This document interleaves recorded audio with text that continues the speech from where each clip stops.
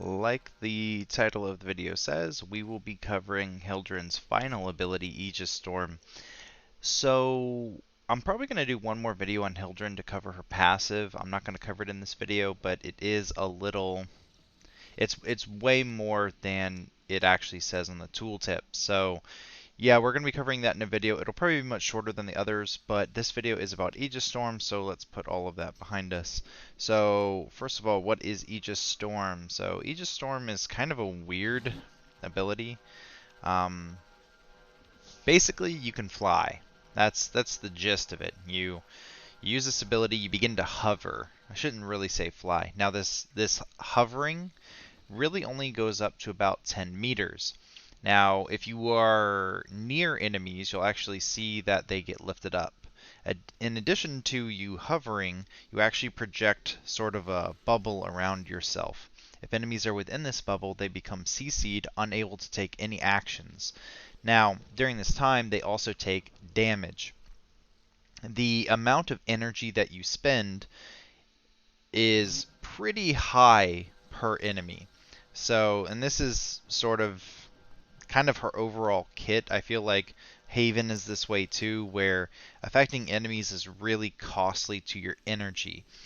The problem with this is I think they were just too afraid of really having like a passive affect everything CC super high damage skill, so they gave it some damage and it just isn't that good. We'll get into the damage section a little bit later as to exactly why and some ways to mitigate that, but for now just know that due to energy constraints, it's going to be a little hard to build Aegis Storm for damage. Now that being said, we do have a drain to cast Aegis Storm, so just casting it itself will require 100 shields.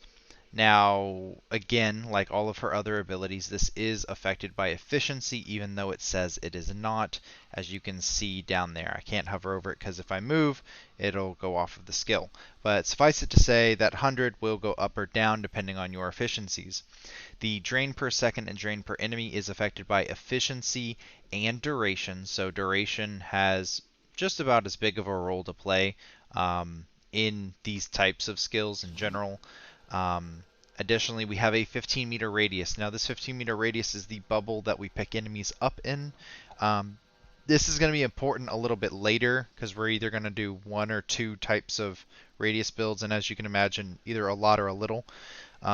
So just keep that in mind. And then we have a damage per second and a slam damage. We'll get to that in the damage section. So now that we've kind of covered what Aegis Storm is, I want to go over a little bit about what Aegis Storm actually behaves like.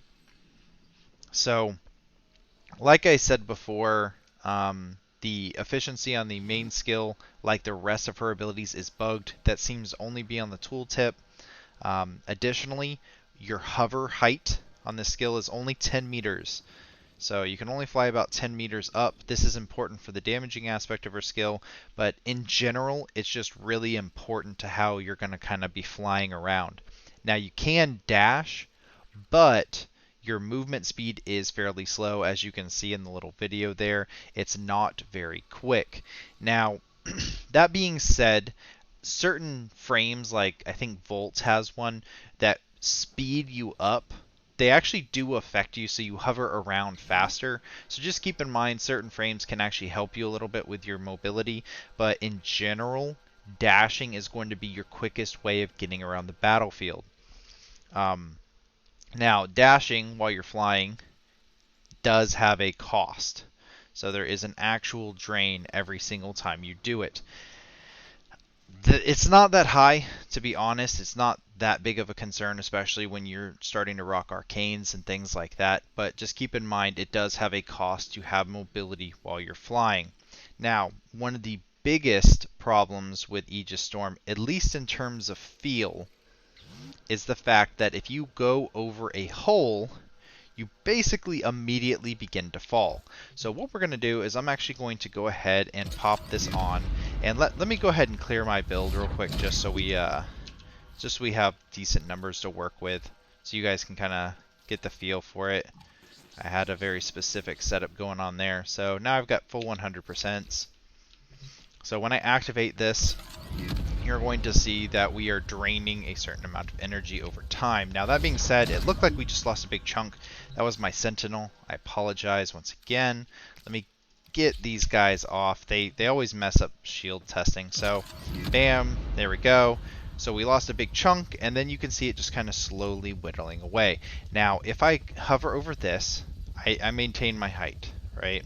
That's because I am still within my 10-meter limit here. So if I try to fly any higher, you're going to see I actually get governed. It won't let me go any higher than this. And that is really kind of tragic. It doesn't feel real great to fly 10 meters off the ground. And this is sort of why as well. If I go over a hole, I begin falling immediately. That's not me lowering. That's just straight up falling. So keep in mind, you cannot fly over holes. There is no sort of like forgiveness. You immediately begin falling whenever there is something dropped beneath you, whenever you don't have a spot. Now that being said, it is also true of the inverse. So if we try to fly up, normally I would only be able to fly this high. If I move my center of gravity onto the pillar, I am able to fly much higher. Now, that can basically let you get better vantage points, allow fewer people to be affected by your bubble, therefore draining less energy, etc., etc. So keep in mind, there is a way to elevate higher. You're just going to have to find a high point and then elevate from there. Now, that being said, if you move off of it, you immediately begin descending again. That's something to note. So there's a few more things that I want to talk about before we really get into the stats. Like most of Hildryn's abilities, there's quite a bit of nuance and quite a bit of interesting, we'll call them mechanics.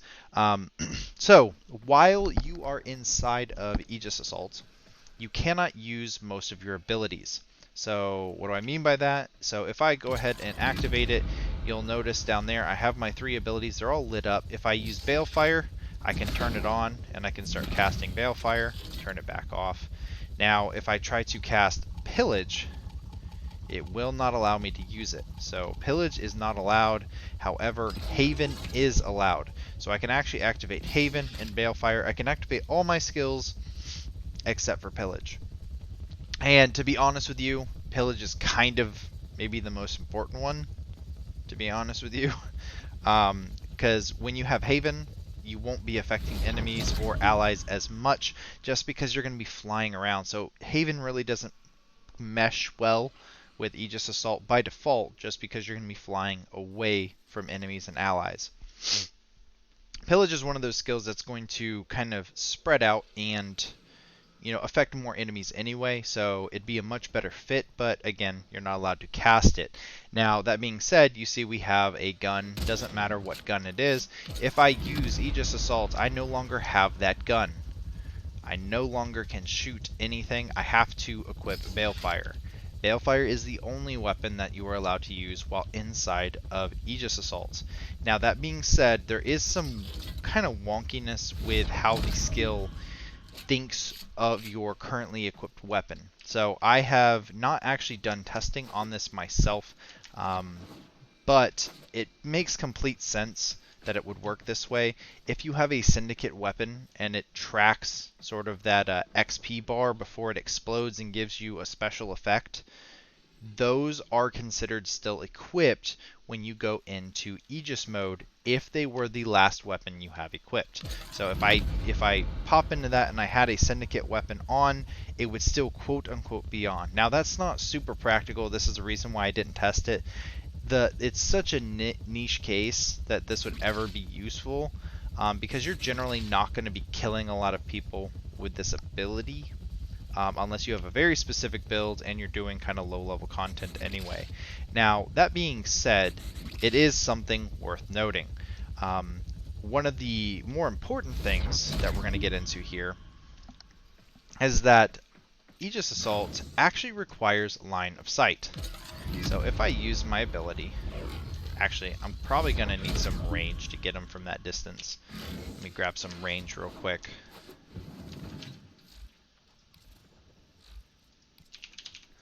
Grab this. Sure, let's get overextended. Stretch. We'll get some massive range going on. So over here, we're going to see that when I use this ability, he gets lifted. He's going to start taking some damage. Now, as I back up, he's going to continue taking damage, as you can see. Now, if I move over, you're going to see that he actually stops taking damage. If I peek around the corner, he's no longer lifted. So this, like many other skills, does actually have sort of like rays coming out of you.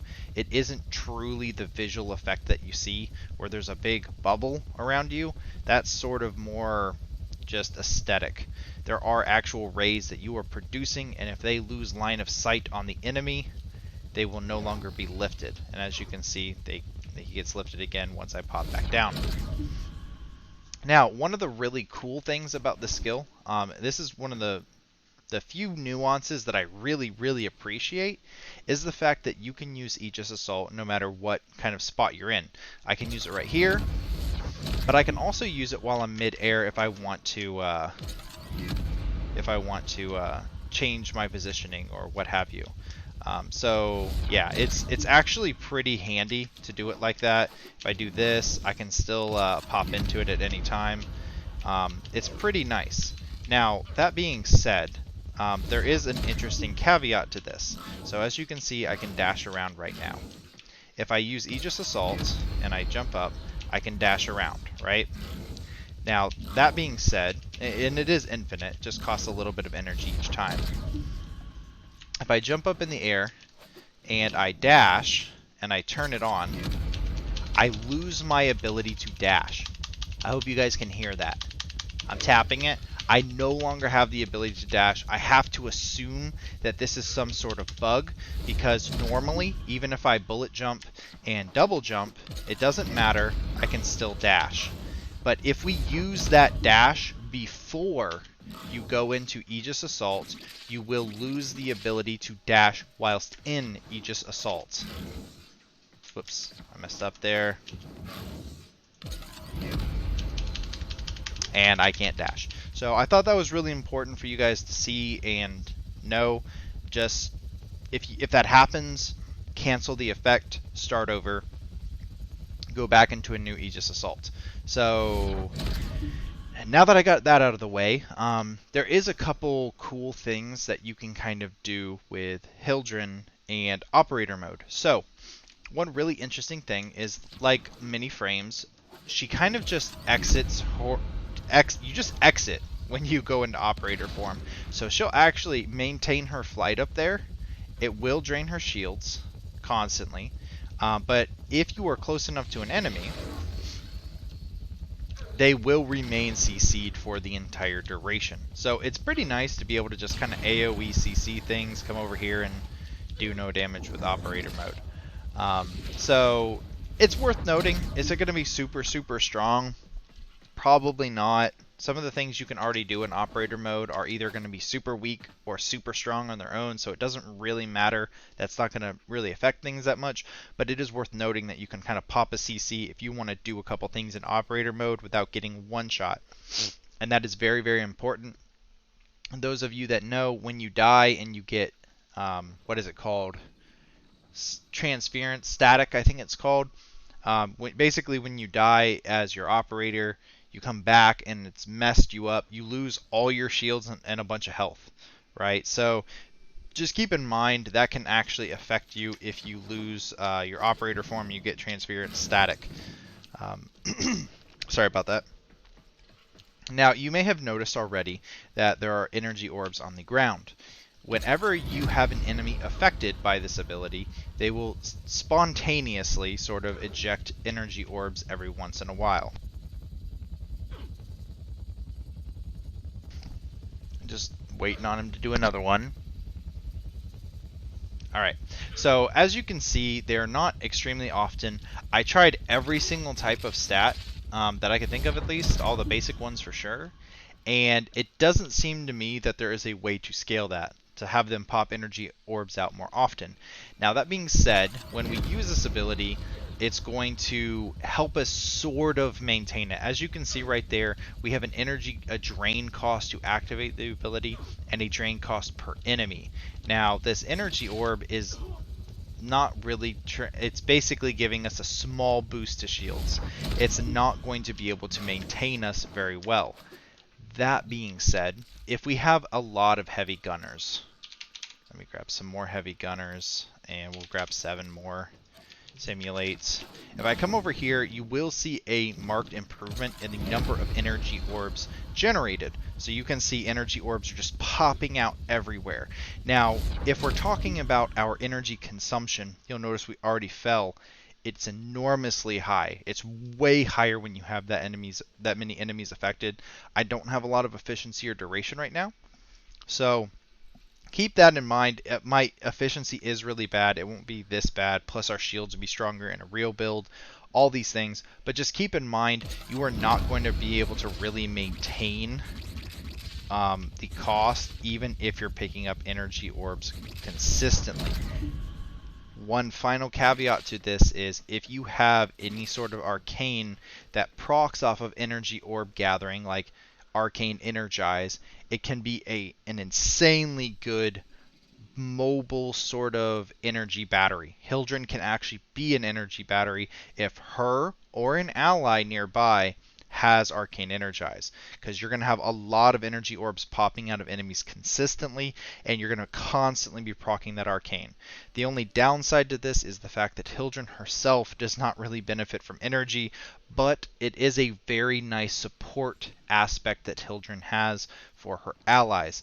Now, I think that's pretty much going to cover it for kind of the weird, wonky stuff about the skill. Going into the stats of this skill, we have a very long range right now, so let's go ahead and cover range. So range is basically going to increase the AoE that you pick enemies up in. Now, beyond that, there is a small interaction that we also get from range. Now I'm going to come over here where I don't have any enemies to pick up. That way I won't be draining as fast. And we're going to see kind of a weird thing on the ground. So whenever you use this ability, you'll actually see on the ground we have over there, that's basically the ground, the surface area that we're able to affect. All of this bubble in the air doesn't really matter unless there's flying enemies. So really you can look at your area of effect as what's on the ground. What are you affecting on the ground level? Now if I lower my range to an average level, basically I get rid of all this massive plus that I have, you're going to see that that area of effect is much, much smaller. And when I was talking about your 2 different kind of builds, you can see that it's down there, it's a little circle. Your 2 types of builds are basically going to be small range or very large range. And the reasons why you would do either or is going to be dependent on whether or not you're going for a damage build. So a damage build is going to be pretty hard to pull off. However, it does scale with the height that you are currently at. And yes, that is correct. This skill actually scales based on how high you are above an enemy. And we'll check all that out in a minute. Let's go ahead and finish with range. Now, if you don't want to affect a bunch of enemies, you want to be basically conserving as much energy as possible. You're going to want to suck that range in. You want your bubble to affect as little as possible. So we've kind of seen the huge and the middling amount of range. Let's go ahead and put on a negative range mod, and we're going to see kind of how it, I believe narrow-minded is the one. We're going to see what it looks like. So as you can see here, it basically only affects, you can see the tube down there, it's only going to affect those directly beneath you. So just to give an example, come over here. So we're grabbing them. Let me get my height back though. So as you can see, we're really not affecting almost anything. It has to be directly beneath you.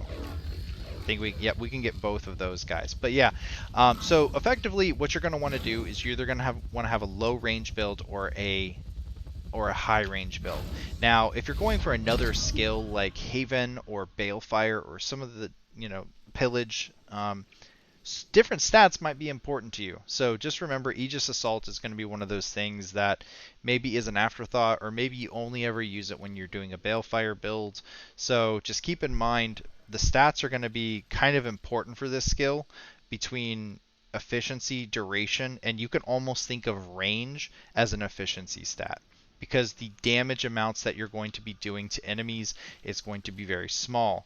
Now, I'm going to go ahead and take off all of my mods, make sure I have nothing on, and then we're going to take a look at the damage factor. So the damage is pretty interesting.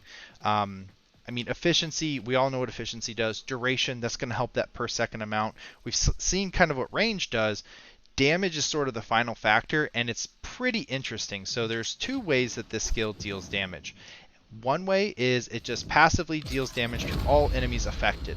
Now you can tell if an enemy is affected based on kind of like this pillar of energy erupting out of the ground, and you're going to see a bunch of energy orbs popping out of them. Now it also drains a lot of energy with this many people, but I'm going to try to get it max range, and we're just going to see how much this ticks for. So let me scoot forward a little bit. Let's try to pick up one enemy.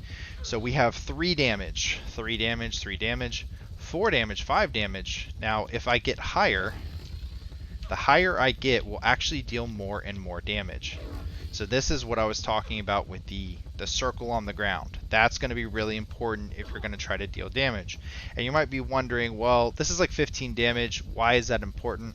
Well, for one, it's radiation damage. So it's going to deal okay damage against bombards or alloy armor types or enemies that don't have armor in general. Now this enemy over here, I have went ahead and stripped. So let's go ahead and see what the damage differential is really like on a high level enemy.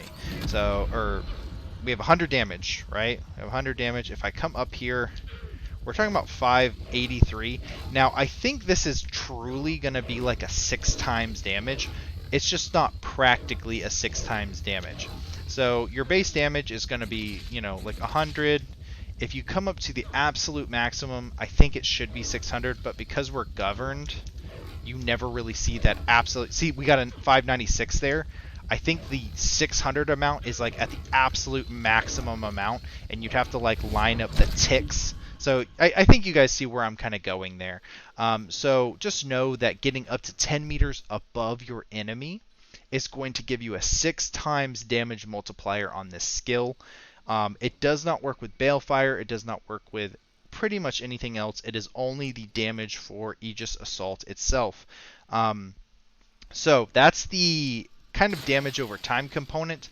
The final component is going to be the slam amount. So if you tap this skill again, you will slam down and deal some impact damage. So that's 375. It's a decent amount of damage. I think this section, or even the dot itself, should scale kind of like the other skills have been doing, where they actually scale with the level of the enemy that you're fighting. This is how Vauban's skills have been reworked, but it doesn't right now. I also don't necessarily think a slam move like this, which is more thematic, it probably doesn't need a whole lot of oomph or a whole lot of, you know, focus or development time. I think it's just kind of an interesting thing where you're like, oh, I end and slam. Cool. Now that being said, it is a sort of unreliable skill if you're going for the damage. If I go up in the air and I slam, you'll actually notice that I slam before I get to the bottom. So if I'm back here and I try to slam, it's going to be kind of hard to actually hit him and knock him down. That being said, it deals okay damage at lower levels. I would not count on the slam for anything. It's not super reliable. You have to be kind of close to the ground or kind of close to the enemy to begin with, and it's just not going to be impactful enough for you to focus on it. Now that being said, what can we kind of look for in this skill in terms of builds and or stats?